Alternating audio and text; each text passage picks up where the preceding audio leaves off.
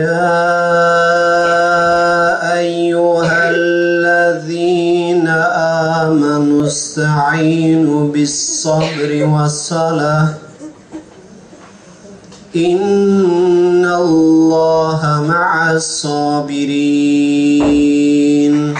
Kıymetli kardeşler, malumunuz bir yola girdik. Allah-u Teala inşallah sizlerin duanızla bizlere bu yolumuzu kolaylaştırır. Önce birkaç maddeyle hatırlatmak isterim sizlere. İlki kıymetli kardeşlerim, Allah-u Teala'nın bu emirlerini yerine getirmek için gereği üzere çalışmaktır. İkincisi kıymetli kardeşlerim, yoksulluğun ve afetlerin sebep olduğu mağduriyetlerde insan onurunun rencide edilmesine mani olmak için Kur'an-ı Kerim ve Resulü Ekrem'in öğretileri doğrultusunda İslami ve insani değerleri yaygınlaştırmak ve korumaktır. Üçüncü olarak muhtaç ve fakir aileleri tespit edip mağduriyetlerini gidermek, ihtiyaçlarını karşılamak için her türlü maddi ve manevi yardımda bulunmak. Dördüncüsü kıymetli kardeşler, yoksullukla mücadele etmek ve bu kapsamda elde edilen kaynakların etkin bir biçimde kullanılmasını sağlamak.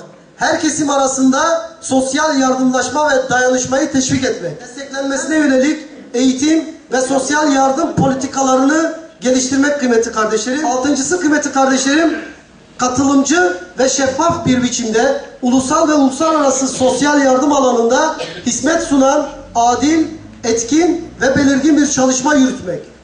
7. Toplumun yozlaşmış manevi ve dini değerlerinin tekrar geliştirilmesi için kültürel faaliyetlerde bulunacağız inşallah. Sırtında hırkası deve yününden, hiç mi kötü söz çıkmaz o dilinden? O Resulün cemalini göreydim Yemen ellerinde, Veysel Karani Yemen ellerinde, Veysel Karani. Bir avuçtuk biz cennete susayan, bir avuçtuk biz göklere sığmayan, cennete susayan, düşmez dilimizden, sökülmez kalbimizden.